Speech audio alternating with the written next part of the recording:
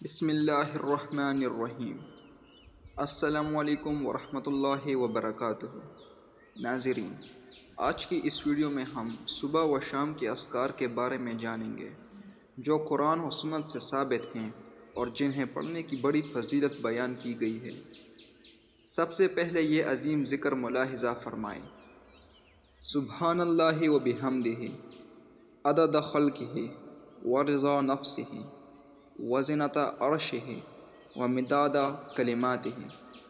اس کا مطلب ہے میں اللہ کی پاک اور حمد بیان کرتا ہوں، اس کی مخلوق کی تعداد کے برابر، اس کی رضا کے مطابق، اس کے عرش کے وزن کے برابر اور اس کے کلمات کی سیاہی کے برابر۔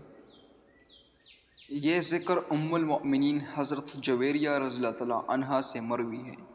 نبی کریم صلی اللہ علیہ وسلم نے فرمایا کہ یہ چند کلمات اتنے وزنی ہیں کہ اگر صبح سے اب تک پڑھے گئے تمام اذکار کے ساتھ ان کا موازنہ کیا جائے تو یہ ان سب پر باری ہوں گے۔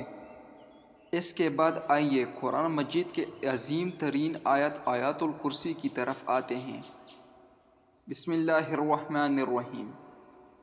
اللہ لا الہ الا ھو الحی القیوم لا تأخذہ سنۃ ولا نوم لہ ما فی السماوات وما فی الارض من ذا الذی یشفع عندہ الا بإذنہ یعلم ما بین ایدیہم وما خلفہم ولا یحیطون بشیء من عند علمہ الا بما شاء وسع کرسیہ السماوات والارض ولا یؤودہ حفظہما وہو العلی العظیم۔